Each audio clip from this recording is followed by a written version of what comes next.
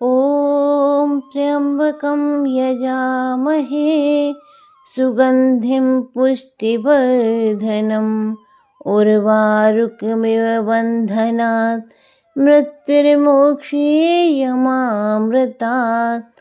आप सभी को मेरा प्रणाम। आज मैं आपको राजा भर्तहरि की कथा सुनाने जा रही हूँ। एक कथा के अनुसार उज्जैन में एक राजा थे, महाराजा गंधर्वसेन, और उनकी 2 पत्नियां थीं। एक पत्नी से उन्हें पुत्र विक्रमादित्य और दूसरी पत्नी के पुत्र भर्तहरि थे।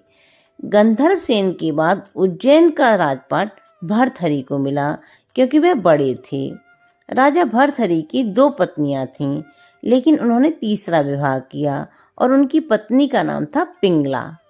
कहा जाता है कि पिंगला बहुत सुंदर थी और उनकी सुंदरता को देखकर राजा राजकाज के कामों को भी अनदेखा कर देते थे और अपनी पत्नी को रिझाने की हर संभव कोशिश करते रहते थे। कहा जाता है कि पत्नी पिंगला राजा से न प्यार करके कोतवाल से प्यार करती थी।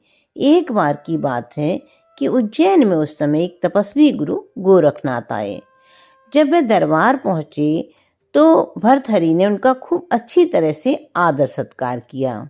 यह देखकर गोरखनाथ अति प्रसन्न हो गए और राजा को उन्होंने एक फल दिया। इसके साथ ही इस फल को खाने से वे सदैव जवान बने रहेंगे, यह भी कहा।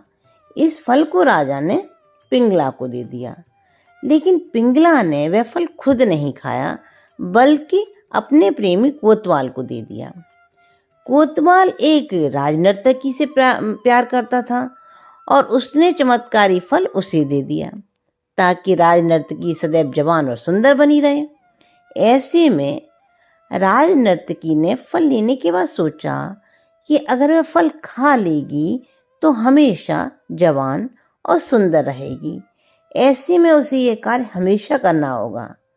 इसलिए उसने सोचा कि इस फल की सबसे ज्यादा जरूरत राजा भर्तहरि को है, जिससे वह सदैव जवान और सुंदर बने रहें और अपनी प्रजा का हमेशा ख्याल रखें। यह सोचकर राजनर्तकी ने चमत्कारी फल राजा को दे दिया। जैसे ही राजा ने उस फल को देखा तो वह अचंभित हो गए। तब राजा ने नर्तकी से पूछा कि यह फल उसे कहाँ से प्राप्त हुआ। नर्तकी ने बताया कि यह फल उसे कोतवाल ने दिया है। राजा ने कोतवाल को बुलवा लिया। कोतवाल ने बताया कि यह फल उसे रानी पिंगला ने दिया है। उसके बाद राजा को पूरी सच्चाई के बारे में पता चल गया। वह समझ गए कि उनकी